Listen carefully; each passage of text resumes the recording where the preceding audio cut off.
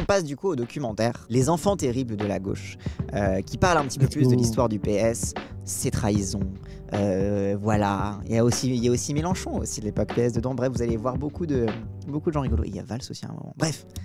Ah, il y a tout le monde, t'inquiète. Il y a tout le cast du Parti Socialiste qui est réuni. Allons-y. Le président François Mitterrand est mort ce matin. Il était déjà très affaibli, mais encore toujours d'ailleurs. 44 ans, sénateur de l'Essonne, fondateur de la gauche socialiste. 2 jours après la mort de François Mitterrand, sa voix résonne sur la place de la Bastille à Paris. De nos rencontres, plus cycliques. Pour ce soir et d'autres soirs, il y aura d'autres combats, vous y serez. Je n'en serai pas éloigné. Comme stylé son discours post-mortem là. Faut qu'il nous fasse ça, le vieux. Mais bien sûr, il va nous faire le meilleur discours de sa vie. Il va nous faire sa dernière adresse en mode Allende, Castro, Mitterrand. Non, pas Allende quand même, si possible. Ça veut dire qu'il aura pris le pouvoir, mais qu'on subit un putsch, donc ça serait dommage. Oui. Cette bruine qui tombait sur la Bastille, nous avions trouvé une rose. Il pleut sur la ville comme il pleut sur nos cœurs. Je pleurais comme une fontaine. J'avais pour lui une affection très vive. Franchement, je trouve que des trois, parce que le truc, on avait trouvé une rose, il essaie de se faire un peu poète, l'autre qui dit, il pleure dans la ville comme il pleut dans mon cœur, ou je sais pas quoi, genre en mode, oui, je vous cite un vers, comme ça, je le fais un petit peu. Et le vieux qui est en mode, oh putain, je chialais. Genre, vraiment, il y a que lui qui a l'air vraiment, genre, ému, quoi. Oui, c'était son pote de droite, quoi. Bah oui, je pleurais comme une fontaine. C'était notre chef, en quelque sorte. J'ai dit notre premier de cordée. Ça vous donne un sentiment de sécurité. Vous marchez derrière, vous râlez, parce que quand même, tout le monde râle tout le temps. Hein. Mais bon, malgré tout, il passe par là, ça doit être bien. Allez, on y va. Alors, J'adore parce que la façon dont il parle de Mitterrand, moi, c'est la façon dont je pense à Mélenchon, quoi. Oui, bah oui, c'est un peu, bah oui, c'est comme lui, oui, le vieux. Les dernières années du règne de François Mitterrand, on peut dire que ce sont des années épouvantables. Avec un parti socialiste complètement décomposé, c'est un vaisseau fantôme. Un vaisseau fantôme que la nouvelle génération promue sous François Mitterrand rêve de reconstruire. Ils ont jamais réussi. Allez, la cohabitation Jospin, à la limite. T'as quand même eu des petits Oui, bails. c'était un dernier soubresaut, un peu. Ouais, c'est ça. Oui, c'est ça. Bah, c'était bien parce qu'il le restait des gens dernier dans la baraque. spasme du PS, quoi. Ouais. Ce 2 juin 1997, François Hollande a rendez-vous avec Lionel Jospin, le nouveau Premier ministre de Jacques Chirac. Il espère jouer un rôle important dans son futur gouvernement. C'est sa compagne, Ségolène Royal, qui est une nouvelle fois nommée ministre. Pour la direction du Parti socialiste, honnêtement, c'était pas la chose la plus prévisible à l'époque. Ouais, mais Hollande, il voulait le pouvoir, et il a le seum que sa meuf, elle l'ait récupéré. Alors qu'en plus, en lui filant les clés du parti, il lui file les clés de la prochaine année. Bref. Bah oui. Rappel, parce qu'en lui filant les clés du parti, il lui permet de dire, de préparer sa carrière de futur candidat à la présidentielle. Comment il pouvait choisir s'il y avait de la démocratie au sein du PS? Non mais... Ah oui, mais c'est vrai, c'est pas très la démocratie interne, ça. C'est lors de ce congrès, à Brest, que l'élection de François Hollande doit être validée par un vote des militants. Un autre héritier de François Mitterrand convoite le même poste. Il espère bousculer ce qui s'annonce déjà comme un plébiscite. Prêtez vraiment attention, c'est vraiment l'origin story de la guerre entre Ça, Hollande et Mélenchon. Important. La guerre Écoutez bien. personnelle et politique. Ouais, parce que Jean-Luc était candidat aussi à être premier secrétaire. Il n'aime pas la non-pensée politique de François Hollande, c'est-à-dire qu'au fond, il l'accuse de n'avoir aucune croyance. En représentant la est-ce faux? Françoise Desgois, pré-7 octobre, elle était pas débile sur Mélenchon. Minoritaire au sein du Parti Socialiste, le sénateur Jean-Luc Mélenchon sait qu'il n'a aucune chance de l'emporter. Mais il entend semer les graines pour l'avenir. Il serait inouï qu'on veuille la gauche plurielle à l'Assemblée, au gouvernement dans les élections, et qu'on la veuille, qu'on la souhaite monocolore dans nos rangs. Je m'en tiens à la leçon que m'a donnée peu de temps avant qu'il disparaisse, lui, j'avoue avec fierté. C'était un maître à penser pour moi, le président Mitterrand. Il me dit, le président Mitterrand, ne cédez jamais. Marchez votre chemin. Je marche, monsieur. Oh là là. Je marche, monsieur. Oh là là, mais putain. Bref. Il aimait son pote de droite Colomb. Bah oui. C'est vraiment son maître de droite Colomb. Oui, de fou. Mais ça va, la leçon qu'il a retenue, ne cède jamais, marche ton chemin, ça va, elle est bien celle-là. Bah c'est ça, c'est qu'au moins ça, il a gardé les bonnes leçons de Mitterrand. Ouais, c'est ça, il a pas dit la France-Afrique, t'as moyen de faire de la thune, c'est bien, il a pas gardé ça, quoi. Une scène étonnante se joue alors en coulisses. Un marchandage sur la répartition des suffrages, bientôt exprimé. Je te donne, on va dire, 15% des voix. Moi, je garde 85%. On s'arrange comme ça. Tu sauves la face, t'existes dans le parti. Hein, la démocratie interne, hein? Pourquoi vous n'avez pas de Trop bien. démocratie interne à la France insoumise? Hein? Mais après, cela dit, c'était ça. C'était en mode 15%, c'était une garantie pour l'aile gauche de continuer d'exister et d'être légitime à l'intérieur du PS. Parce que bon, évidemment, ça fait pas les 85%, mais ça montre qu'il y a une force aussi à l'intérieur du PS qui veut pousser pour plus de gauche, qui une force d'attraction à l'intérieur Pour du moi, parti. il aurait quoi. dû se barrer à ce moment-là. Oui. Je sais que c'est le début de la fin dans sa tête et qu'il est déjà prêt à partir, mais il aurait dû se barrer à ce moment-là. Oui, il Il se serait fait trop chier dessus, qu'il se respecte, quoi, les bifs. Hein. Après, il l'explique dans son. Il y a un livre où c'est une sorte d'autobiographie de cette période. Enquête où de il gauche, parle non? notamment de cette période politique. Je sais plus si c'est celui-là. Ou c'est l'insoumission, je sais plus. Et il est en mode, mais c'est ces expériences-là qui fait que plus jamais, quoi. Ouais. Genre, moi, qui dit, ou même moi, je me suis laissé aller à ces arrangements-là, de congrès, de trucs, etc. Et en plus, de toute façon, même les arrangements Bresson, tellement c'est des traîtres, ça veut dire que même les trahisons et les arrangements de couloir, ils les respectaient Oui. pas. C'est le choix de l'insoumission, ok, d'accord, oui. Mais d'où aussi tout son truc sur la forme du mouvement, sur le fait de ne pas reproduire les trucs des partis politiques, etc. Où tu finis par faire campagne à l'intérieur du parti pour finalement des trahisons dans tous les sens, etc. Ça vient aussi de ça, tu vois. C'est marrant parce que paradoxalement, les gens ils présentent ce truc-là de Mélenchon, de pas faire de démocratie interne avec des motions et des tendances, etc. à l'intérieur de la France insoumise comme un truc autocratique pour empêcher les minorités. Alors qu'au contraire, c'est son point de vue d'ancien minoritaire qui sait la violence que c'est d'être mis en minorité. Et en fait, il est en mode, mais en fait, si tu mets en place ce genre de soi-disant démocratie interne, tu t'arranges systématiquement pour que les gens qui sont minoritaires, qui essayent de pousser plus à gauche, qui essayent de pousser à l'intérieur du parti, etc., soient définitivement mis au banc et écartés. Alors qu'en fait, si tu fais pas ça, tu laisses exister les dissensions et tu les laisses s'exprimer et jouer à l'intérieur du truc et tu ne les mets pas... Enfin, comment dire, la mise en minorité, parce que quand tu dégages une majorité, tu dégages aussi une minorité. Et presque c'est plus violent pour cette minorité-là qui en fait se retrouve dans un rapport d'antagonisme Elle est et de officiellement revanche. minoritaire, C'est ça, elle est donc on officiellement peut minoritaire. officiellement s'en battre le couille de leur avis, en fait. Exactement. Alors que si t'as pas été mis officiellement en minorité, ton avis, si t'es bon pour le défendre à l'intérieur ou dans les médias, bah, il va finir par émerger, quoi. C'est ça. Alors que quand on a vu que en termes de vote, tu pesais rien, et ben tout le monde peut osef tout ce que tu as à dire et tu deviens le moins cher éternel, quoi. Bah c'est ça. Donc au final, c'est un truc pour protéger les minorités à l'intérieur d'un courant politique qui fait ça. Comme une certaine Sandrine Rousseau chez les Verts. Bah ouais, typiquement. Et les Verts, oui, voilà, en termes de trucage de vote, vous inquiétez pas que ça y va aussi, quoi. C'est un épisode peu glorieux de la vie du PS. Bon, c'est la première fois qu'on élisait le premier secrétaire au suffrage universel direct. Avant, ils élisaient pas le secrétaire. Comme quoi. Hein. Comme quoi, la démocratie interne, c'est le début de la fin du PS. Voilà. À partir du moment où ils ont commencé à élire le premier secrétaire du PS, bah, ils ont eu Hollande. C'est le Bureau national qui est élisé. Ok, d'accord. Une victoire à 91,9% des voix. François Hollande n'a donc pas donné les 15% promis à son adversaire. 91. Hein. Ça veut dire qu'au lieu de lui filer 15%, il lui a filé quoi je suis mauvais en maths, aidez-moi. 8%. 8, Et puis, vous 8, comprenez, il n'y a quelques. pas 8 et 91% quelques. des gens qui ont voté. Je pense qu'ils savent même pas qui a Ah voté oui. pour qui dans ce bordel, tellement c'est truqué et que c'est... Ouais. Le vote veut vraiment rien dire, quoi. Donc on n'a aucune idée de... Après, c'est sûr que Mélenchon n'aurait pas été majoritaire à l'époque. Hein. Il y a Oui, non, aucun évidemment monde qu'il où n'aurait il pas pouvait été gagner le vote. majoritaire. Un épisode vécu comme une trahison, qui marque le début d'un ressentiment profond, qui ne cessera de croître au fil des années. Et ressentiment qui n'était pas que celui de Mélenchon. Je sais pas si c'est dans ce docu qu'ils en parlent. Daniel Mitterrand qui après allait engueuler Jospin après 2002. En mode voilà Oui. ce que ça a donné de On vous tuer avait l'aile gauche. Quoi. prévenu. Ouais, on vous avait prévenu d'arrêter de faire une campagne au centre et que c'était pas la bonne stratégie. Vous avez fait ça. Vous avez perdu, c'est bien fait pour vous. La scène, elle est folle parce que tu vois Jospin, tout le monde essaye de le sucer et de le rassurer parce que c'est son équipe de proches. Et t'as Daniel Mitterrand qui arrive et qui l'engueule en mode mais bien fait pour toi, moi je suis content, vous allez arrêter.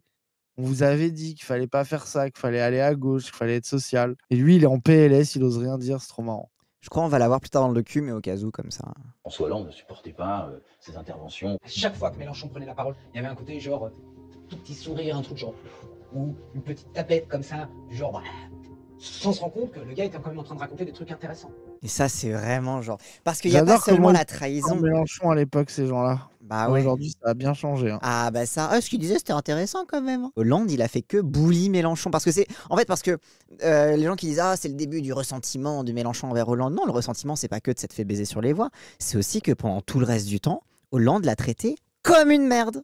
En mode genre à se foutre de sa gueule en public quoi. Après Mélenchon il aurait dû se barrer plus tôt. En accord avec François Hollande, Lionel Jospin va trouver le moyen d'apaiser la situation. En mars 2000, il nomme Jean-Luc Mélenchon ministre délégué à l'enseignement professionnel. un poste à la hauteur de ses ambitions. Et Mélenchon qui a été le meilleur ministre de l'enseignement professionnel, il a mis Oh, en le place des suceur. trucs qui sont encore...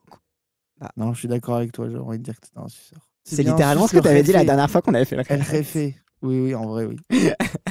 Ta gueule rage, t'as eu ton bac grâce à lui. Oui, en plus t'as C'est vrai. les validations d'IT Non, et mais tout, là, de et l'équivalence. là. surtout, lui, ça le passionnait. Je pense qu'il y avait un truc aussi où il formait les ouvriers. Enfin, tu sais, il y avait un truc Oui. de ah, en plus, je fais ça pour se mépriser, quoi. Oui. La branche voie de garage, il me la donne, mais moi, je vais en faire autre chose qu'une voie de garage, quoi. Et ça vient de là aussi, son côté anti-apprentissage que je comprends. C'est le truc de, à un moment donné, l'apprentissage, c'est de la main-d'œuvre pas chère pour les patrons, alors que le lycée professionnel, c'est de la vraie formation intellectuelle, quoi. C'est une période heureuse d'abord parce qu'il y a la croissance, ne l'oublions pas.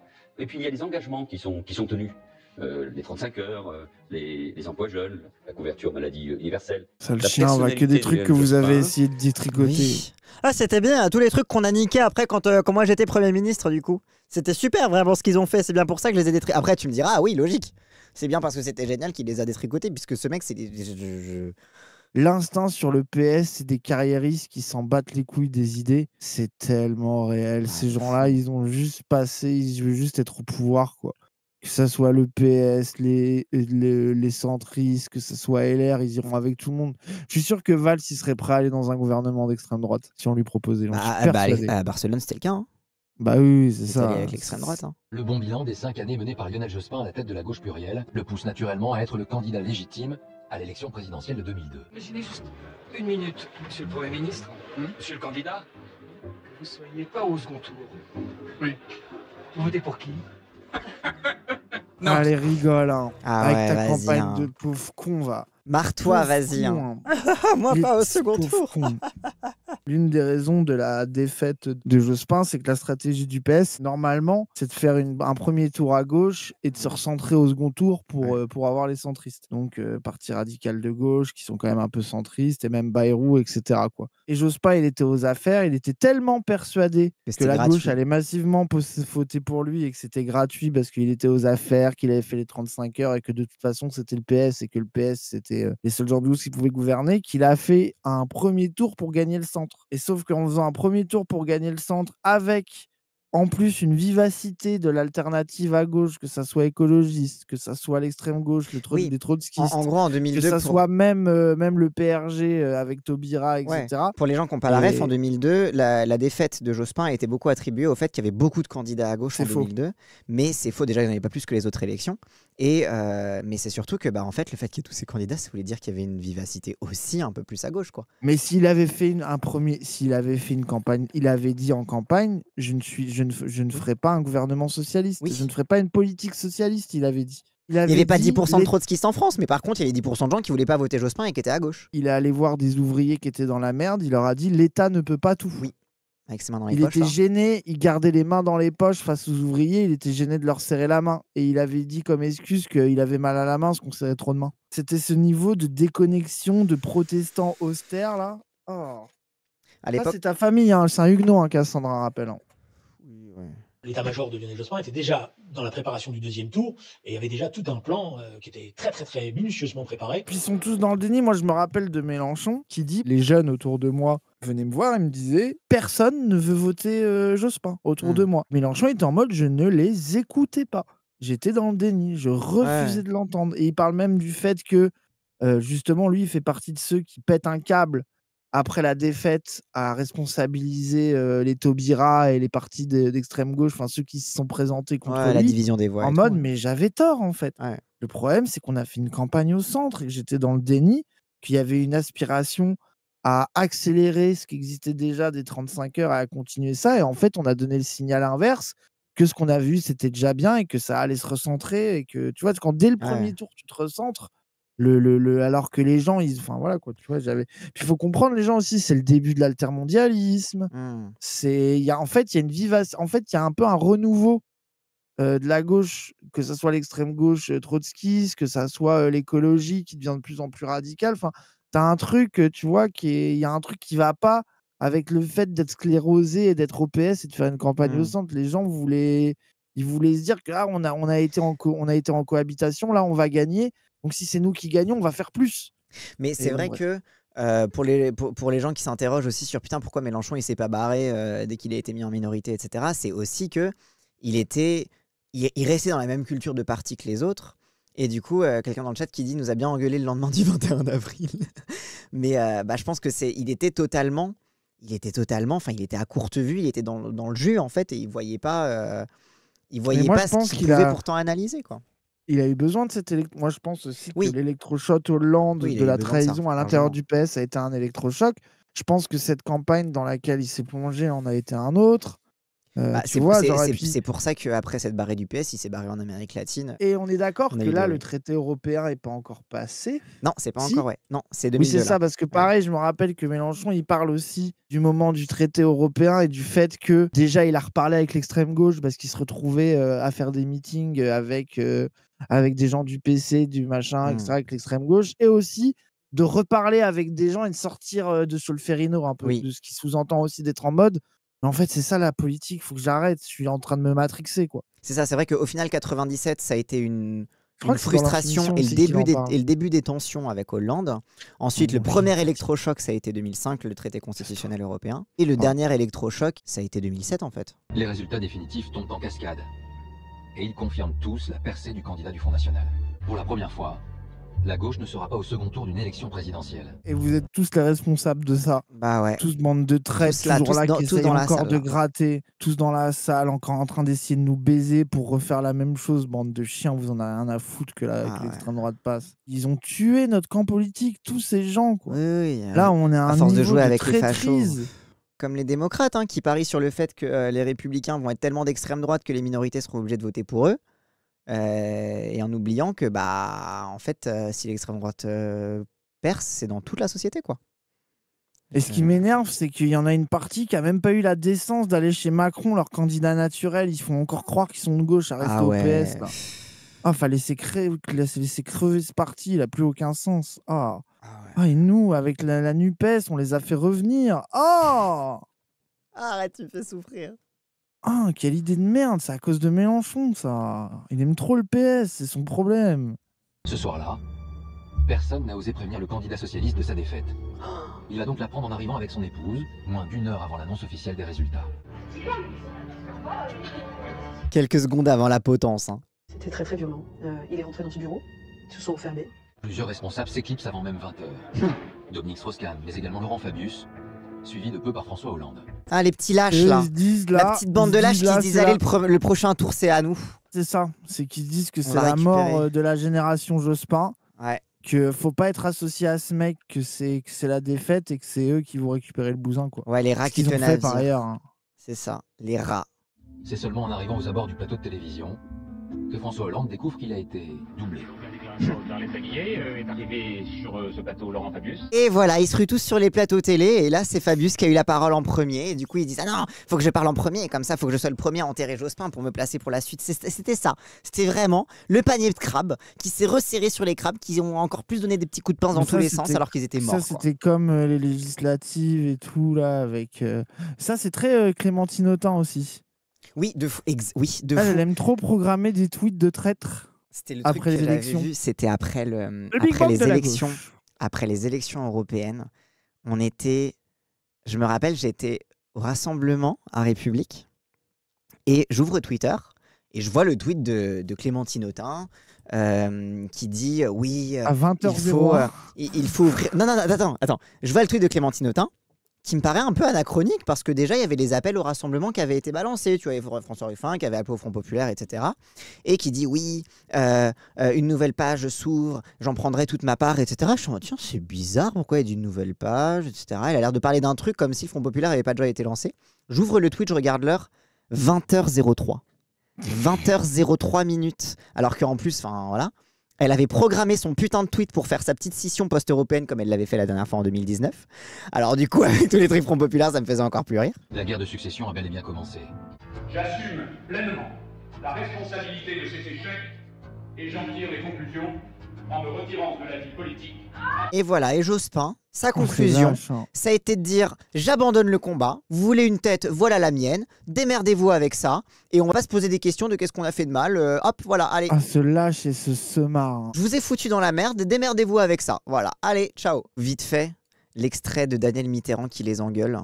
Et alors que les militants socialistes hurlent leur désarroi, quelqu'un que personne n'attendait pénètre dans l'atelier. Daniel Mitterrand est très en colère. Elle a l'air de trouver que... on l'a cherché. Et oui.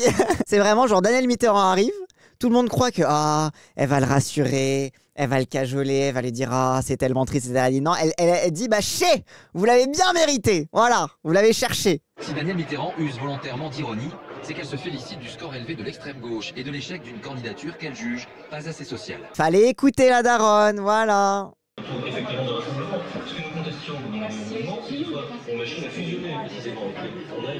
La meuf de Jospin, on pouvait pas prédire, elle dit mais si, mais ça fait Vous des l'avez années dit. qu'on vous le dit. Franchement, pas à moi.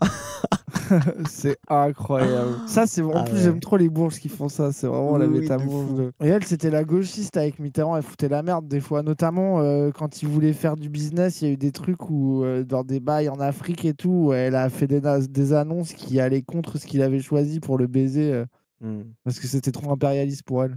La présidentielle se profile et deux questions se posent au PS. Quelle ligne et quel candidat? Celui qui est bien placé, c'est bien sûr François Hollande, avant que la victoire du non au référendum sur la Constitution européenne ne vienne hypothéquer ses chances. Une autre candidate va afficher ses ambitions. Ségolène Royal. Bien sûr, tous les classiques du parti l'a regardé de travers et l'a critiqué. Et pas que les classiques. Et ça, vous allez voir le Jean-Luc Mélenchon pro-femme. Alors qu'elle dit que des dingueries maintenant. Oui. Elle est full transphobe en plus. De toute façon, elle a suivi la droitisation du PS, elle l'a même dirigé. Hein, donc, François Hollande, lui, son compagnon, il voit presque une opportunité. Julien, il faut faire monter Ségolène. Parce que moi, je suis grillé pour le moment. Ça, c'est la strate d'Hollande sur 2007. C'est faites monter Ségolène, comme ça elle fait la campagne. Non, alors, elle fait la campagne et les éléphants la tuent parce Oui. qu'ils veulent surtout pas d'elle. Exactement. Du coup, elle perd et je prends la prochaine. Exactement. Parce que s'il y en a un autre qui va, il a des chances de gagner. Et alors que si c'est elle, ils vont pas vouloir faire campagne, ils vont la baiser pour qu'elle perde. Et du coup, comme ça, je suis sûr d'avoir le truc derrière. Et que c'est pas un autre qui gagne et c'est moi qui profiterai de l'alternance la prochaine fois. Voilà, c'est pour ça ça l'a fait rire le truc de Mélenchon qui dit François Hollande est une machine à tromper. Ce niveau de chien, hein, ces gens-là C'est- sont prêts à ouais. mettre la droite au pouvoir pendant 5 ans pour leur propre carrière. Hein. C'est Oui, de vraiment, fou. c'est ça. Hein. Et pas C'est n'importe ça quelle qui est droite, celle de un- Sarkozy. Hein. Et ça, c'est ça qui est un interlocuteur légitime pour des gens à gauche. Hein. Bref. Tu comprends, ça me donne du temps pour me refaire. Ségolène peut prendre des voix à tout le monde. Et après, je reviens et je reflamise. Mais c'est scandaleux. Et c'est pour ça vraiment. quand on vous dit de vous méfier de Hollande, que c'est un putain d'animal politique, c'est qu'il a réussi. C'est que de fait, sa manip, elle lui a permis de devenir président. Quand François Hollande est en difficulté sur des enjeux très importants, il a une manœuvre politique préférentielle. C'est le leur. Faire un truc qui perturbe la perception et qui lui permet de lui laisser le temps de retomber sur ses pattes. Il a cru faire ça avec Macron, et bah putain. voilà Il a le cru faire résultat, ça hein. avec Macron et maintenant vous comprenez Là, il essaie de pourquoi. revenir. C'est Karim Bouamran qui a l'idée, le début du renouveau du PS, etc. C'est le maire de Saint-Ouen là qui était partout sur les plateaux télé pour cracher sur la France Insoumise. Maintenant vous comprenez mieux pourquoi c'est Karim Bouamran qui est allé et pas François Hollande. Il était pas content. Plus Ségolène Royal montait dans les sondages, plus la campagne prenait, plus le mec tirait la gueule. On commence à nous dire qu'on en fait trop. Non, on n'en fait pas trop. Il y a une réalité. Il faut que tu prennes en considération cette réalité. Et ouais. Vous en faites trop, hein, les gens. Vous en faites trop. Plus elle monte, plus il fait la gueule. Bah oui, parce que lui, il veut qu'elle perde. Bah parce oui. qu'il veut l'alternance. Il a envoyé sa meuf pour qu'elle perde l'élection pour que lui puisse récupérer le bousin en 2012. Genre, Il y a des gens qui parlent normalement à ce mec. Oui. Chaque fois qu'elle arrive dans une salle, c'est des applaudissements à n'en plus finir. C'est vraiment des standing ovations. Il venait des gens qu'on voyait jamais dans la politique. Bah oui, parce qu'en plus, elle a fait une campagne populiste. C'est ça le Oui, paradoxe. c'est- Elle a fait la oui. première campagne populiste à gauche. Elle va prendre des positions des fois un peu à contre-pied, notamment sur la sécurité, exprimer une sorte de figure d'autorité qu'on Alors, attendait populiste peut-être de dans- droite, hein, par contre, les gens. Oui, hein. oui, ouais, alors populiste, pensez. Non, ok, populiste. Péroniste. Pensez fille de Ouais. militaire, Amérique latine, péroniste. On dit beaucoup sur la sécurité, mais on est quand même un peu social. C'est, voilà. À l'Argentine. C'était tellement péroniste que la fin de campagne était à la maison de l'Amérique latine. Ah oui, en plus. Ce niveau de péronisme de Ségolène Royal. Hein. Ah oui, D'ailleurs, de elle a fou. rendu un vibrant hommage à Fidel Castro à sa mort. Péroniste, le terme qui clarifie les choses. Oui, je sais, après avoir dit péroniste, ça veut rien dire. C'est des militaires un peu social, mais quand même beaucoup de droite. C'est De Gaulle, s'il n'avait pas eu besoin des communistes pour faire un programme social. Après, t'as des péronistes de gauche quand même, mais oui. Oui, mais parce qu'en gros, il y a eu une scission. En gros, les péronistes de gauche, c'est ceux qui étaient plus team Eva Perón, parce que c'était elle la figure des programmes sociaux, et Juan Domingo Perón, qui était plus la figure, etc. Donc, c'était voilà. Mais c'était le consensus un peu... Bah, c'était un militaire, donc... et puis bon, ça l'arrangeait bien d'avoir des nazis qui l'aident à industrialiser le pays. Mais en même temps... Du coup, il fermait les yeux sur les nazis. Oui, mais en même temps, des politiques sociales dont les gens parlent encore aujourd'hui. Donc voilà. Aujourd'hui, les péronistes, c'est le centre-gauche et le centre-droit, oui. La victoire de Ségolène Royal est tellement large que la confirmation officielle est tombée beaucoup plus tôt que prévu. Elle recueillerait environ 60% des suffrages. Donc là, c'est l'investiture du PS pour être à la campagne présidentielle. Lors de ce congrès qui acte l'investiture de Ségolène Royal, la candidate est bien seule face à ses ennemis du premier rang, à ceux qui n'ont pas envie de la voir porter les couleurs du socialisme. Et ils lui ont fait une Benoît Hamon. Elle a gagné la primaire, du coup ils l'ont lâchée. Le 12 janvier 2007, la campagne présidentielle bat son plein. Arnaud Montebourg, le jeune ambitieux, est devenu porte-parole de Ségolène Royal. Ségolène Royal n'a qu'un seul défaut, c'est son compagnon. Oh putain. Quel génie. Oh, c'est si vrai. C'est dommage que ça soit devenu une merde, ce Bah gars-là, ouais. et qu'il était déjà un peu nul à l'époque, parce que ce genre de Bah, sortie, il avait des c'est bons mots quand même. légendaire. Ah, le con, il est fou. Le con. Ouais. Je capte pas pourquoi les éléphants l'ont pas soutenu, ils auraient pu récupérer les postes. Bah ils l'ont pas soutenu parce qu'ils voulaient tous jouer le coup suivant. Personne puis, voulait que Ségolène Royal alors, soit... et vous oubliez une donnée constitutive du Parti Socialiste, le sexisme, les gens. Oui. Imaginez, pour un Strauss-Kahn, pour un Fabius, pour un Hollande, que la personne qui leur pique leur ambition. Qui leur pique leur ambition. Déjà, c'est une PS qui n'a pas l'habitude de l'appareil, qui est sortie de la primaire un peu. Elle est pas dans les magouilles et tout. Ouais. Et qui est une meuf, c'est insupportable pour eux. Hein. C'est Simonet qui raconte, elle était au PS, qu'elle est dans une bagnole, dans sa conférence gesticulée, là, qu'elle est dans une bagnole, qu'elle est avec des éléphants du PS vers Montreuil, je crois, et qu'ils débattent parce qu'il leur manque une candidate pour la parité. Ah oui. Et elle est militante PS, elle se casse le cul depuis des années, elle est à l'arrière de la bagnole, et ils réfléchissent à trouver une candidate, et les mecs s'arrêtent, ils voient une meuf qui fait le trottoir, qui est genre en train d'attendre des clients, ils s'arrêtent et ils lui crient « Hé toi, tu veux pas être député par hasard ?» Et ils se barrent en rigolant. Simonet à l'arrière, qui milite depuis des années, ils ont même pas qui pensé n'existe pas dans la bagnole, qui n'existe pas. Et pour eux, c'est tellement une blague de mettre une meuf candidate que c'est drôle de dire bah vas-y, je propose à n'importe quelle meuf. Donc tu as le double truc déjà, plus la non-reconnaissance. Voilà, putophobie, la non-reconnaissance d'une meuf qui est dans la bagnole qui milite parce qu'ils pensent pas une seconde à elle. Et surtout, en dehors du fait qu'ils pensent à elle ou pas, parce que, enfin, tu vois, c'est que c'est vraiment un placeholder, quoi. Si on va mettre une meuf, parce qu'il faut mettre une meuf et on s'en bat les couilles.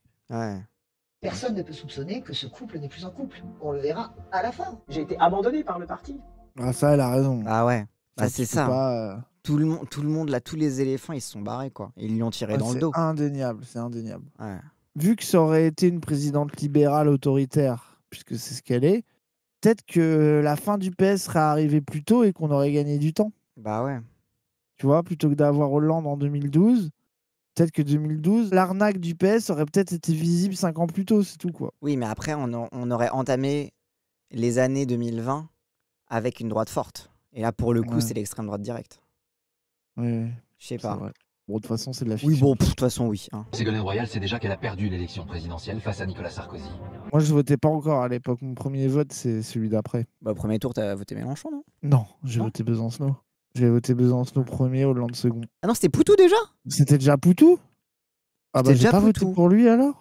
Peut-être voter les Verts alors, je sais plus. Ok. J'ai voté comme Médaron encore à l'époque. Mais c'est sûr que c'est pas Mélenchon. Moi, je me suis pris Mélenchon en 2017, meeting de Stalingrad. Ah oui, pareil. 2016. 5 juin 2016. Ouais, voilà. C'est le moment où je suis devenu mélenchoniste. Ouais. Ah, j'ai voté Eva Joly. Oui, je pense que j'ai voté Eva Joly. Après, vous dites qu'il est anti-écolo, blablabla et tout, alors juste, que... Hein, est-ce que vous avez voté Eva Joly? À l'époque, Mélenchon, je sais pas pourquoi, mais Daron, je crois qu'ils avaient pas trop kiffé et on voulait pas voter PS. Non, si mais je me souviens bien. puis Eva Joly, il y avait le côté anticorruption, etc. Oui. Parle tout de suite. Parce qu'ils sont tous déjà en studio pour tous te faire la peau. Fabius, Strauss-Kahn, François Hollande. Oui, du coup, la strat, c'est pour éviter de te faire baiser, faut que tu prennes une prise de parole le plus tôt possible. Comme ça, sur les plateaux télé, ils pourront que commenter ta prise de parole et parler en fonction de ce que tu dis et ils pourront pas te tirer dans le dos, quoi. Qu'elle attende quand même juste les 20 heures, hein, parce que sinon elle nous met dans le pétrin. La terreur d'Hollande qui voit qu'elle va parler. Il avait gagné à combien, Sarkozy? 54, Il était élu président de la République avec 53% des voix. C'était close, hein? C'était close de fou, hein. C'était vraiment proche, hein. J'ai donné toutes mes forces et je continue avec vous et près de vous. Ce que je voulais dire par là, c'est que toutes ces idées-là, elles n'allaient pas s'effondrer parce qu'il n'y avait pas la victoire politique. Oui, et surtout, elle préparait sa campagne pour être élue première secrétaire du PS aussi, quoi. Les éléphants du parti pensent tenir là le coup fatal, la fin d'une parenthèse à laquelle ils n'ont jamais adhéré. Ils vont s'empresser de destituer Ségolène Royal et de se positionner pour prendre la tête du parti. On va arriver au congrès qui a été vraiment l'électrochoc de Mélenchon. La gauche, ce n'est pas je. La gauche, c'est nous. Oui, parce que, encore une fois, elle avait beaucoup utilisé la première... Encore une fois, elle avait fait une campagne populiste, du coup, il y avait sa tronche en gros sur les affiches, Oui, t'avais c'est le ça. truc de très très personnel, etc. Du coup, elle s'est fait torpiller en mode « Ah, elle a été trop Alors que personnelle, moi, elle a joué président, perso, ils ont etc. tous sucé, hein, mais bref. Ah oui, mais de fou en plus, c'est... Bref. Vers 22h, Ségolène Royal va s'entretenir en tête-à-tête avec François Hollande dans le bureau du premier secrétaire. Ah, c'est là, Ah ouais, regardez c'est là. bien les gens, Oh là là, ça c'est incroyable. Regardez bien le langage Regardez corporel. bien le langage non verbal de Ah Ségolène. ouais. Mettez pause à votre jeu là, moi je le fais. Ouais, mettez pause, regardez bien. Un geste répété de la main traduit toute sa détermination. La tradition au Parti Socialiste, c'est que voilà, le candidat à la présidentielle devient naturellement le premier secrétaire. Et François Hollande lui dit oui, d'accord, je vais voir, tu sais, ça va être compliqué. Et Ségolène lui dit non, non, non, non, c'est pas que ça va être compliqué, tu vas le faire. Voilà ça, ça. Voilà. Et c'est vraiment le truc de non, non, non, tu te fous de ma gueule, non, tu vas me soutenir en fait maintenant. Il le fera jamais, monsieur. Vous avez survendu. Non mais comment ça on a survendu? En fait, mettez-vous dans le contexte de l'époque. On ne sait pas ce qui se passe. Les gens n'ont pas la vision de ça. Les gens savent un peu qu'ils ont fait la campagne à reculons, etc., mais ils ne s'imaginent pas. Et tu as cette image-là avec Ségo qui l'engueule en mettant la main en mode même ne m'approche pas un peu et tu vas m'obéir. C'est. Ouais, je sais pas. Oh, ouais, je sais pas. Il faut attendre l'automne 2008 et le congrès de Reims pour élire le nouveau premier secrétaire parmi 4 candidats, Ségolène Royal, Martine Aubry, Bertrand Delanoë et Benoît Hamon, représentant de l'aile gauche du parti. C'est une longue soirée de dépouillement qui s'annonce dans les fédérations socialistes. L'aile gauche du parti, incarnée par la candidature de Benoît Hamon, peut-elle l'emporter? Oui, 6%. C'est les potes qui tapent le cul toute l'année à faire les manifs et les machins. Ouais, les autres, ils sont là, ils regardent, ils ne pas. Il est vraiment en mode putain, genre t'as les camarades qui font des manifs, qui font des grèves, eux ils s'en battent les couilles, voilà c'est mérité, etc. T'as vraiment, franchement, la rage de Mélenchon, où le premier truc auquel il pense c'est c'est les militants, quoi. C'est les gens qui ont fait la campagne, c'est les gens qui ont fait les manifs, c'est le mouvement social, etc. Jean-Luc Mélenchon ne veut pas rentrer dans la logique des alliances pour s'aborder la victoire annoncée de Ségolène Royal. Il prend une décision radicale. Pour moi, ça suffit comme ça. C'est bon, ça suffit. Oui, enfin, le vieux. Oui. Viens sauver la gauche française. Arrête avec eux. Il était en mode bon, encore un congrès truqué. Où les gens ils se trahissent entre eux et ils se font des magouilles dans le dos, vas-y, allez, stop, allez, voilà, il y a autre chose à faire. Il y avait une énergie populaire derrière Royal et une énergie populaire dans ce pays. On n'a pas fait tout ça pour ça, je me casse, je vais en Amérique latine, je vais me ressourcer et je réfléchis à comment on refait la gauche, quoi. Après, il a fait le parti de gauche avec le front de gauche et ça a été un peu un brouillon, tu vois, c'était l'idée d'alliance de cartel de partis et en créant la France Insoumise, il a acté justement l'échec du front de gauche, l'échec des cartels de partis. Et du coup, c'est pour ça qu'il est rentré plus dans la stratégie populisme de gauche, avec la France Insoumise, en mode mouvement, en mode on y va tout seul, etc. etc. Et c'est un peu, voilà, le PG, ça a été un peu son brouillon.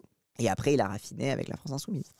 Il allait chercher une autre route parce qu'il avait vraiment envie d'accéder au pouvoir. Et qu'il est convaincu par ses idées sans doute, mais convaincu aussi par lui-même. Tous les discours convaincu par lui-même. Ah, les bourges qui mais parlent ça, comme ça. C'est les bourges parce que eux-mêmes ils veulent que le pouvoir. Et du coup, ils voient Mélenchon, ils disent ah forcément ils veulent le pouvoir, alors que tu vois l'extrait de Mélenchon dans son bureau qui compte les votes et son premier réflexe c'est de penser au mouvement social, aux gens qui font les manifs, les trucs comme ça. Mais, bien sûr, mais il le veut pour quelque chose. Genre t'as un truc de franc. Oui, c'est ça. Comme son premier réflexe lui, c'est de dire putain mais la gauche quoi. Genre on est là quoi. Jean-Luc Mélenchon quitte le Parti Socialiste après 30 ans d'histoire commune. Ça passe presque inaperçu. Ça fait pas beaucoup de bruit. Après, c'est vrai qu'il est parti. Il y a plein de gens après, même des militants, hein, même je croise régulièrement des militants qui étaient au PG à l'époque. Et le premier truc qu'ils me disent, c'est ah, j'ai rejoint le PG plus tard, je l'ai toujours regretté, etc. Mais c'est ce que dit ton daron aussi. Ton daron il est aussi, en mode j'aurais dû partir avec. Ouais, mais ça, c'est un truc, franchement. J'aurais dû le suivre à l'époque. Je vois plein de militants qui étaient au PS à l'époque. Le premier truc qu'ils me disent, c'est j'aurais dû me barrer en même temps que Mélenchon. Si ce départ passe quasiment inaperçu, c'est que le parti traverse au même moment une guerre de succession dont il a le secret. 21 novembre 2008, les militants socialistes sont appelés à élire leur nouveau premier secrétaire. Voilà. Et c'est là Au qu'il y a la premier baisse. tour, Benoît Hamon a été éliminé. C'est donc Ségolène Royal et la maire de Lille, Martine Aubry. C'est là où il triche, ouais. Donc, premier tour, il y avait Hamon, Delanoë, etc. Bon, ils ont été éliminés. De toute façon, ça allait se jouer entre Royal, voilà. Mélenchon se barre en mode vas-y, j'en ai marre des magouilles. Deuxième tour, c'est entre Ségolène Royal et Martine Aubry. Alors, tout le monde s'est rallié à Martine Aubry pour faire échouer Ségolène Royal parce qu'il était en mode oulala, elle a quand même fait une bonne campagne, faudrait pas non plus qu'elle prenne la tête. Et puis, de toute façon, c'était notre boys club à nous. Vas-y, on va lui foutre une meuf en face. Bon, c'est exagéré, mais voilà. Et du coup. Et la panique gagne le camp de Martine Aubry. Un SMS est envoyé à tous les secrétaires de section, leur demandant de ne pas communiquer les résultats à la fédération, mais à un bureau de liaison au service de la maire de Lille. Comme ça, si je suis pas assez haute, on en rajoute. C'est ça. S'il y a besoin de tricher, S'il y a on besoin triche. de tricher, on triche parce que de toute façon, tous les barbous, ils sont à Lille. J'envoie un SMS à François Hollande, le secrétaire du PS. Il me dit c'est Ségolène Royal, c'est net. Alors que le camp de la gagnante a déjà l'esprit à la fête, un coup de théâtre va se produire. Si quelqu'un donne aujourd'hui à ce temps-là des chiffres, c'est qu'on est en pleine manipulation. Vu que les chiffres commençaient à tomber, les gens commencent à dire ah, Ségolène Royal commence à avoir une avance, etc. Les gens du coup dans le Nord, ils ont dit ah non, s'ils commencent à donner des chiffres, c'est que eux ils sont en train de tricher, donc le camp de Royal est en train de tricher, parce que nous on n'a pas fini de bourrer les urnes. On est en train d'assister à un mouvement de bascule où tous les résultats qui jusqu'ici donnaient Ségolène Royal en tête sont en train de se retourner. C'est l'un des lieutenants de Martine Aubry qui prend la parole devant la presse. Il semble maintenant acquis que Martine Aubry sera la prochaine première secrétaire nationale du Parti socialiste. À cette annonce, Manuel Valls, le porte-parole de Ségolène Royal, rétorque aussitôt. C'est lui aussi qui montra très fort en menaçant de porter plainte contre le Parti socialiste et contre le camp d'en face pour rétablir la victoire de celle qu'il défend. C'est vraiment un roquet. Waf waf, je défends Ségolène Royal, je vais porter plainte. Et puis après, oh Hollande, je t'aime beaucoup, est-ce que je peux devenir ton Premier ministre? Martine Aubry ne l'emporte qu'avec 42 voix d'avance sur sa concurrente. Ah bah. Voilà. La triche. Bah 42 voix, il pouvait pas non plus trop forcer parce que bon, comme elle avait commencé en tête, fallait pas trop que ça se voit quoi. Si jamais je traîne les dirigeants qui ont triché au tribunal, c'est le parti qui va en être douloureusement frappé. Et donc, qui va être bénéficiaire de cela, ça sera que la droite. Ça, je respecte. Pas être là. Et ça, mais c'est scandaleux. Elle a quand même une fidélité au parti qui fait qu'elle a évité de le couler à ce moment-là quoi. Mais elle aurait Après, pu. moi, je trouve qu'elle aurait mieux fait de les baiser. Ah ouais, de fou. Hein. Donc elle va, d'un certain point de vue, accepter une forme de compromis qui quand même va la marginaliser. Elle accepte de pas les baiser. Oui. Et ils s'en battent les couilles, ils la marginalisent quand même. Mais en fait, c'est le PS. C'est là où tu vois le PS. Si tu leur donnes ça, ils te prennent tout le bras. Genre, c'est vraiment, si tu leur montres le moindre signe de faiblesse, le moindre signe de défection, ils prennent tes sangs circo, bordel. Ça aurait été bien de le savoir avant. Là. Parce qu'autant le NFP, on était un peu obligé, mais la NUPES, ils étaient morts et enterrés. On n'aurait pas partir qu'avec le PC élevé et les tuer. On n'aurait pas été obligé de faire le NFP derrière. Ouais, et le NFP aurait pas eu la gueule. Ouais. Après, on l'avait dit, après Cassandre, il a toujours été anti-NUPES. Ah oui, moi, Cassandre, oui. lui, vous l'auriez écouté, c'était ni PC, ni ELV, ni personne. On y va Ah tout oui, seul, oui. c'est bon, c'est tous des... C'est bon. Ah ouais. Ségolène Royal a donc subi un nouveau coup d'arrêt dans son ascension politique, portée cette fois par Martine Aubry. 2011, année de la primaire qui doit désigner le candidat socialiste à l'élection présidentielle. Surnommé Monsieur 3%, François Hollande n'entend pas, pour autant, Ça, la se razzia plier qu'il a fait au Hollande, elle est Ah ouais, il a commencé à incompréhensible. 3%, il a fini président. Ça, vraiment, le PS, oui, bref. Ah ouais. François Hollande n'est pas le favori de cette primaire, évidemment. Plus personne ne mise un euro sur lui. À ce moment précis, Pour ça, faut toujours se méfier de l'eau qui dort. tous les espoirs socialistes sont tournés vers un homme en poste à Washington, le directeur général du FMI. T'imagines Hollande quand il voit ça, qu'il voit que ça y est, Strauss-Kahn, ce gros dégueulasse, s'est enfin fait baiser, parce que vous inquiétez pas qu'ils savaient tous que c'était ce délire-là. Et le destin me l'offre, quoi. Bah oui. Et il avait rassemblé quasiment tout le monde. Tout le monde est rentré dans ce pacte au bout du compte, sauf un. C'est François Hollande. Le ministre Kahn, en effet, le convoque. Elle a lieu dans un appartement, à l'abri des regards. Le même dans lequel il emmenait ses petites étudiantes de Sciences Po. Ah ouais, bref, c'est il est tellement badant, Strauss-Kahn, c'est vraiment... Bref. Personne n'aura de poste, et je vous briserai d'une certaine façon. Donc fais allégeance, sinon tu partiras tout nu. J'ai bien entendu ton offre, mais j'irai jusqu'au bout de la primaire. Et puis on verra bien qui gagne. Le mec a dit je dois risquer une fois dans ma vie, après plus jamais. Oui, c'est ça. C'est vraiment tout le reste, il avait tout calculé. Là, le vrai gamble, c'était avec DSK. Et au final, bah voilà, il a eu le coup de destin, quoi. Dominique Strauss-Kahn devrait être inculpé pour agression sexuelle, pour tentative de viol et pour séquestration. DSK, c'était qu'une question de temps avant qu'une affaire le fasse tomber. Comment ils ont pu être assez cons? Pourquoi qu'il a été présidentiable? Mais parce que les gens, c'était avant MeToo, les gens. Non, là vous êtes pas dans la bonne à l'époque, méta, les là. féministes, c'était les fémènes. Tout le monde était en mode c'est des hystériques seins nus. Franchement, vous imaginez pas le degré de... Et encore, vous me direz aujourd'hui, vous avez vu les réactions avec MeToo, hein, depuis en mode la drague à la française, je sais pas quoi et tout, voilà. Mais Ouais, vous puis imaginez Strauss-Kahn, pas... c'est pas MeToo. Non, mais Strauss-Kahn aussi, c'est pas MeToo. Non, mais oui, mais... Il n'y a pas l'option MeToo et que Strauss-Kahn, c'est un niveau de judiciaire. Enfin, c'est de la zonze, quoi. Genre, c'est vraiment un truc, tu sais, c'est pas juste. C'est vraiment. Je pense qu'il savait que Strauss-Kahn, il était un peu chelou, mais peut-être qu'il s'imaginait pas ce tir-là, je sais pas. Bah, Je c'est sais pas. ça. Non, mais tout le monde savait que Qui baisait, quoi. Mais Mitterrand, il avait déjà cette réputation-là et je pense que les gens, ils lisaient ça comme ça, quoi. Alors, C'est un non, séducteur, pas, peut-être. Non, je sais pas. non, Je sais pas pas, je sais que pas. qui baisait. Tout le monde savait Oui, que c'était qu'il sombre. échangeait des notes contre Oui, oui, des oui. étudiantes. Hein. Enfin, je veux dire, n'importe qui était passé par Sciences Po savait ça. Et globalement, tout le monde passait par Sciences Po à l'époque. Et d'ailleurs, Oui, encore oui. aujourd'hui, tu me diras. Oui, Donc, en tout non. cas, dans leur milieu, tout le monde savait, quoi. Oui, tout le monde savait. Mais sauf que, je pense que en effet, parce qu'il y avait aussi l'affaire avec Dodo la Saumure et tout, les trucs de proxénétisme aggravé et tout. Genre, non, il y avait des trucs, mais sincèrement, les gens s'en battaient les couilles. Le lendemain de son arrestation, le patron du FMI réapparaît pour la première fois. Une image d'abord saisissante, il était 23h à New York, 5h en France. Le directeur du FMI quitte le commissariat de... Et puis, les discours à l'époque, c'était « Ah, aux États-Unis, ils sont beaucoup plus puritains que nous, du coup, forcément, ça les choque. » Tout le discours était sur le d'accord. complot, en mode c'est un complot pour le faire tomber, parce qu'elle est trop moche et que bien évidemment, elle fait ça pour l'argent. C'était une dinguerie, hein. Martine Aubry se retrouve désormais en première ligne. Elle s'était préparée à soutenir un autre qu'elle, Dominique Strauss-Kahn, et elle a eu du mal à se projeter dans l'idée que c'était son tour. Elle n'a pas bâti un plan de carrière pour être présidente de la République. J'adore comment ils essaient de post-rationaliser le fait que Aubry était pas présidentiable, alors que juste, c'était une femme en fait. Oui, Et de une fou. pochetronne. Ah Et bon, que une si- pochetronne?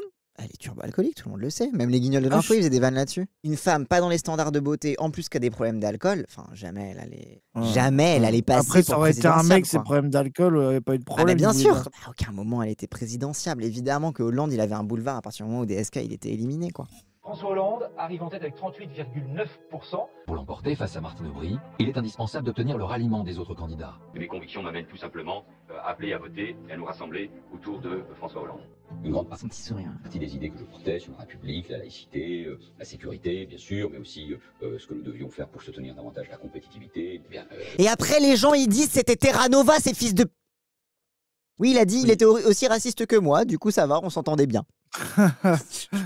Et après, ils disent, ah ben, franchement, le PS a abandonné les ouvriers au profit des Arabes. Allez vous faire foutre. François Hollande reçoit également le soutien de celle qui a réuni un peu moins de 7% des suffrages, son ancienne compagne, Ségolène Royal. Oui, parce que elle, entre sa haine envers Hollande et sa haine envers Aubry, bon, allez. C'est aussi, je pense, dans un souci aussi peut-être d'apaisement pour mes enfants. Je pense que ça a joué. J'ai l'impression qu'elle regrette un peu. Ouais, j'ai l'impression aussi, ouais. Ah, je la comprends. Un ouais. peu en mode, j'avais un peu le couteau sous la gorge, quoi. Ouais, bah, puis je la comprends, tu vois. Puis les gosses, ça reste. Ah C'est ouais. aussi ça où Hollande l'a encore plus baisé, c'est le côté affectif, quoi. Alors que lui, je pense qu'il s'en serait battu les couilles, hein. Lui, il l'aurait fait le procès ou je sais pas. Arrivé en troisième position avec 17% des voix, Arnaud Montebourg est la grande surprise de ce premier tour. Et son alliance avec François Hollande n'est pas une évidence. Bah, on rappelle Oui. qu'il a dit le seul défaut de Ségolène Royal, c'est son compagnon. Oui, bah quoi. oui. Et puis Montebourg, Donc, c'était crari un peu. Pendant la primaire, il avait fait un peu une campagne un peu à gauche, un peu en Ouais, mode, bah c'était un peu c'était pour les gens qui connaissent pas l'or, c'était le protectionniste du PS. Oui, c'est ça. En mode protectionnisme solidaire, entre guillemets, quoi. Donc j'ai fait un choix qui était le choix de la raison. Ce choix, tombé à 2 jours du second tour, c'est celui de François Hollande. Autant dire le choix de la lâcheté. Hein. Il rejoint Hollande en dernière minute parce qu'il veut pas être du côté des perdants. Ah putain, bah bravo. Hein. Le choix de la raison, putain. Ah, vraiment, Montebourg, c'est probablement dans l'exercice de la lâcheté. Parce que autant Valls, c'est pas un lâche, tu sais, il essaye jusqu'au ridicule. C'est pas un lâche, mais c'est un immense. Oui, ah oui, bah c'est ça. C'est que vraiment, Valls, il goïne c'est vraiment un laquais, dans le fascisme. C'est ça, c'est un toutou. C'est un laquais prêt au fascisme pour le pouvoir. Oui, c'est ça. Mais Montebourg, c'est vraiment en mode. Montebourg, quand il a vu qu'il n'y avait plus d'espace à gauche, il s'est barré. Il a où fait est-ce que le vent tourne? Oh, ben je vais faire des slips français et des marinières. Oh là là. Est-ce que c'était une erreur? Rétrospectivement, je le crois. Est-ce que c'était une nécessité à l'époque? Je le crois aussi. Ça peut pas être une erreur et une nécessité. Non, mais là, il est en mode, j'aurais pas dû le soutenir, mais si je l'avais pas fait, on perdait la présidentielle. C'est ça qu'il sous-entend. François Hollande lance sa campagne. Ce 22 janvier 2012, il est attendu pour un grand meeting au Bourget. C'est vrai que c'est ce discours qui a fait toute sa campagne. Il a fait un seul discours de gauche dans sa vie et c'est ce qui l'a rendu président. Et après, il a trahi. J'aime les gens, quand d'autres sont fascinés par l'argent. Ok, Ruffin. Ok, Ruffin, oui, c'est ce que j'allais dire. Mon véritable adversaire. Il n'a pas de nom, pas de visage, pas de parti. Il ne présentera jamais sa candidature. Il ne sera donc pas élu. Et pourtant, il gouverne. Cet adversaire, c'est le monde de la finance. Quand Mélenchon il dit il a un nom, il a une adresse, ça c'est un truc de Delapierre. C'est aussi en réponse à ça, en mode si. Bien sûr, parce que c'est tellement faux de dire qu'il a pas de nom, il a pas de visage, ouais. Il va pas nous baiser comme ça. T'inquiète qu'il a beaucoup de visages. Hein. Dire ça et se faire cuec par un banquier, oui de fou.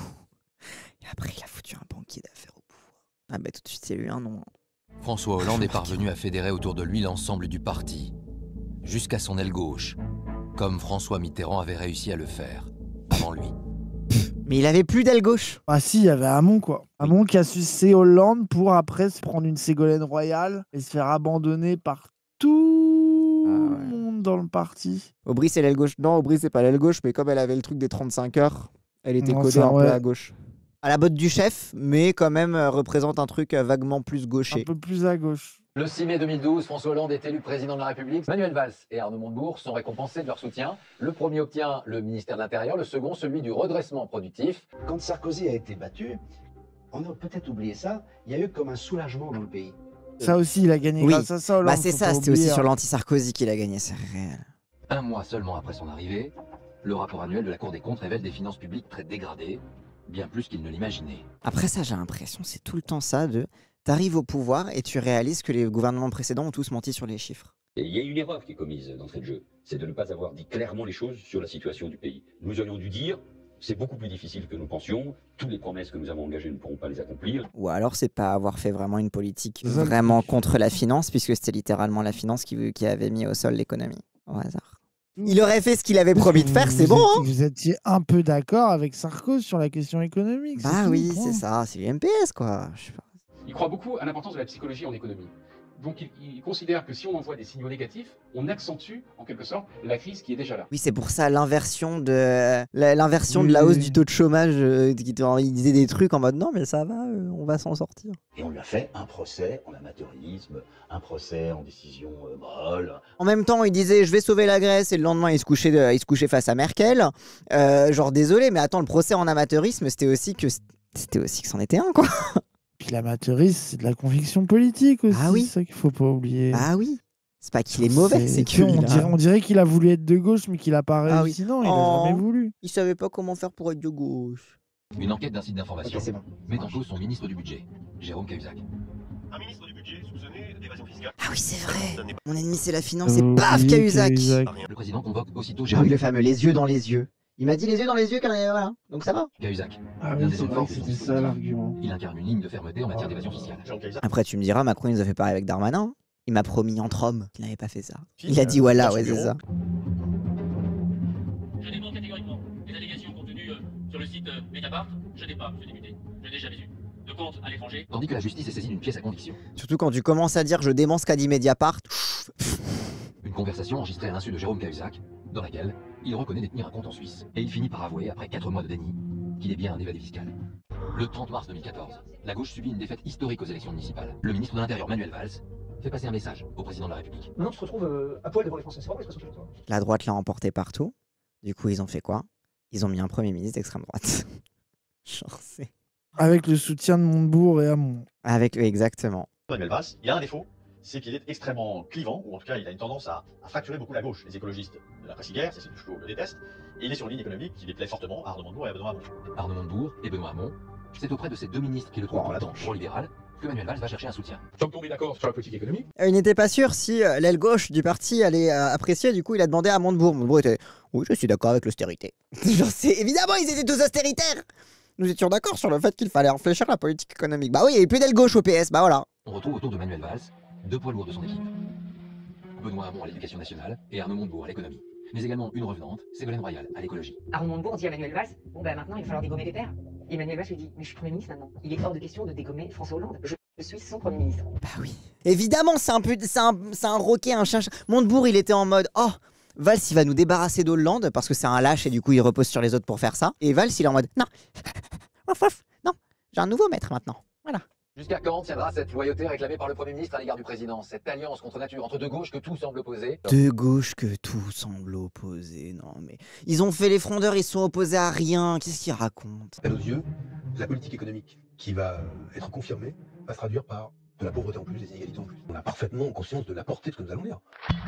Et surtout que Montebourg, il a trouvé Hamon, comme ça c'est Hamon qui allait tout prendre, il allait pouvoir faire le lâche. C'est vraiment genre à chaque fois, Montebourg il se planque derrière quelqu'un, c'est une dinguerie. Hein. La promesse de remettre en marche l'économie, de retrouver le chemin de la croissance, d'obtenir le plein emploi, elle n'a pas fonctionné. Je vais lui envoyer une bonne bouteille d'acuvée du redressement au président. Hein. C'est anecdotique, je ne vois pas où est le problème. Ah bah oui. Après, tu vois, ça, c'est le côté marrant de Montebourg. Oui, c'est ça. À chaque fois, il balance des chiens, il dit non, mais ça va. En plus, tu te rappelles quand il avait sorti qu'il fallait empêcher l'envoi d'argent vers l'Algérie, là? Oui. Il a dit ça, un rappel, ce mec. Oui, hein. oui, c'est vrai. Après, il était revenu parce que toute son équipe de petits gauchistes bêtes, là, enfin, gauchistes, de petits sosdem bêtes, ils étaient choqués. Même les gens qui l'aimaient bien étaient choqués de sa déclaration. Pour Valls, la faute a été commise. Le lendemain matin, le Premier ministre présente au chef de l'État la démission de son gouvernement. 5 mois, ils sont restés. Toute l'aile gauche a été exclue du gouvernement. Il reste 24 heures pour remplacer plusieurs ministres, dont celui de l'économie. Avec chance, il y a un super banquier, hein, dont on m'a parlé, c'est un super ministre de l'économie. Emmanuel Macron, artisan du pacte de responsabilité, remplace donc Arnaud Montebourg à Bercy et s'annonce en antithèse parfaite de son prédécesseur. Il permet de marquer définitivement le virage social-démocrate de ce gouvernement. Social-libéral. Social-démocrate, mais ferme ta gueule! Juste néolibéral. Il y a même plus à mettre social devant, en fait, genre stop. François Hollande envoie donc un signal fort à la gauche. Il n'y aura désormais plus qu'une seule ligne politique au sein du gouvernement, la sienne. L'autoritarisme de Macron est accouché de l'autoritarisme d'Hollande aussi. C'est Hollande qui refuse de porter la moindre écoute. Encore une fois, hein, je vous renvoie au truc de Daniel Mitterrand. C'est vraiment, bah voilà, vous vous êtes baisé tout seul en tuant l'aile gauche. Vous êtes baisé tout seul en devenant de droite, en exerçant le pouvoir à droite. Bah voilà, allez-y, mourrez tranquille, quoi. Et c'est par pur autoritaire, exactement ce qu'il avait fait au PS. L'année 2015 va être marquée par une vague d'attentats, à Paris en janvier puis en novembre. On peut avoir, de la part de l'extrême droite, une utilisation qui nous emmène sur des terrains extrêmement dangereux. Du coup, au lieu de se faire instrumentaliser par l'extrême droite, vous avez décidé de devenir vous-même islamophobe. Et en plus, désolé, mais le truc, on aurait pu avoir une France qui se disloque. Bah, vous avez disloqué la France, oui. Oui, vous avez disloqué la France. En foutant des fichesses à des gamins qui faisaient pas la minute de silence. Les actes commis vendredi soir à Paris et près du Stade de France sont des actes de guerre. J'ai ordonné le rétablissement immédiat des contrôles aux frontières. Et j'ai proclamé l'état d'urgence, sur proposition du Premier ministre. Et encore une fois, un rappel que l'état d'urgence, c'était surtout pour préparer la COP21 et pouvoir emprisonner les militants écolos derrière. Hein, moi, je pense que c'est les deux, de toute façon. Oui, c'est les deux. Non, bien évidemment, c'est les deux. Mais quand il l'a foutu dans la loi, etc. Une fois que c'était là, c'était bien pratique pour ça aussi, quoi. Je crois que justement, il sous-entend que, au final, c'est pas qu'il l'a fait pour ça, mais c'est à ça que ça lui a servi concrètement. Oui, Voilà. plutôt oui. Le chef de l'État propose d'inscrire dans la Constitution une mesure qu'il espère dissuasive contre le terrorisme. Nous devons pouvoir déchoir de sa nationalité française un individu condamné pour une atteinte aux intérêts fondamentaux de la nation ou un acte terroriste, même s'il est né français. Je dis bien même s'il est né français. La déchéance de nationalité, ça c'est vraiment... Ah là là, le RN aurait pu capitaliser sur l'attentat. Du coup, il fallait absolument protéger la France et éviter qu'elle se disloque. Du coup, on va faire la déchéance de nationalité pour bien dire que les étrangers, ils sont pas vraiment français en fait. C'est scandaleux de fou. Hein. T'es binational, t'as beau être né en France, c'est fini. Une partie de la gauche se sent attaquée dans ses valeurs fondamentales qui prônent l'égalité entre tous les Français. Tout d'un coup, il s'est rendu compte que parler de la nationalité française, c'est ouvrir une très grande boîte historique et politique. Ah, il s'est rendu compte? Il s'est dit, je proposais la déchéance des nationalités, mais ah putain, j'avais pas pensé que par rapport à l'histoire de la France, c'était pas ouf. Oh, putain, merde, j'y avais pas pensé. Oh, quel con. Non, mais il s'est dit, le pays est devenu d'extrême droite, ou en tout cas autoritaire sur ce sujet-là, j'y vais à fond, et advienne que pourra, quoi. Le projet de déchéance de nationalité sera finalement abandonné. La gauche aura toutefois un autre motif de colère avec la réforme du code du travail, qui donne aux entreprises plus de flexibilité. Il pensait que si Nicolas Sarkozy était le candidat de la droite, après tout, lui, François Hollande, pourrait le battre. Il pensait vraiment qu'il allait pouvoir battre qui que ce soit. Proposition d'échange de nationalité, loi autoritaire dans tous les sens, etc. Il s'est dit, bon bah du coup comme ça, les gens auront envie d'une alternance de gauche. en moi, en ma personne. L'élimination de Nicolas Sarkozy sonne à minima comme un avertissement pour le chef de l'État. Pourrait-il connaître lui aussi le même sort dans le cadre de la primaire de la gauche? Manuel Valls va sortir de sa réserve et jouer un coup. Il veut pousser le président à se positionner et à accélérer son calendrier. Valls qui était en mode, je vais me présenter, c'est vraiment is no good le bordel, c'est vraiment en mode, ça y est, c'est mon tour. Hollande ne peut pas avoir cette humiliation, donc ça y est, c'est à moi, c'est à moi. Valls c'est vraiment un chihuahua.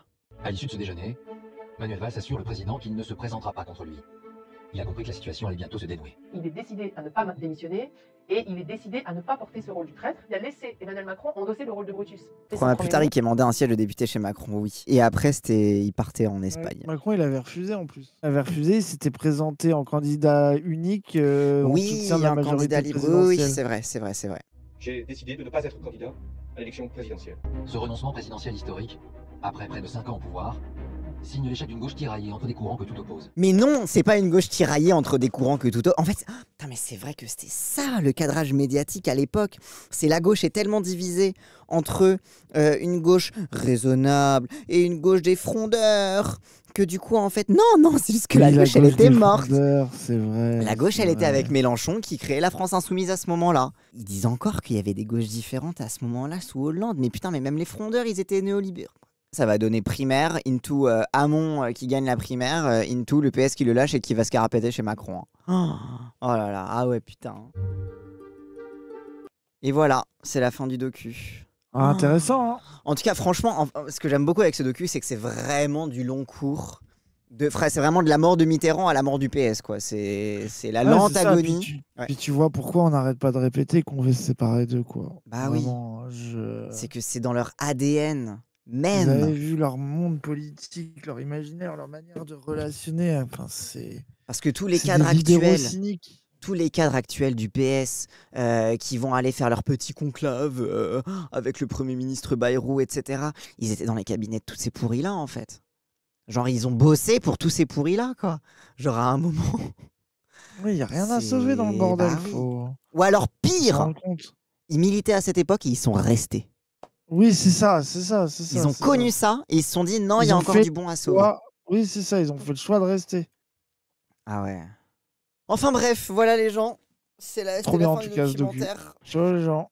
Hop, et avant de partir, n'hésitez pas, si cette vidéo vous a plu, à liker, commenter, partager comme d'habitude, ça aide à faire tourner l'algorithme. Et si vous voulez me soutenir financièrement, n'hésitez pas à cliquer sur le lien Stream Elements qu'il y a dans la description de cette vidéo. Allez, cette fois je vous laisse.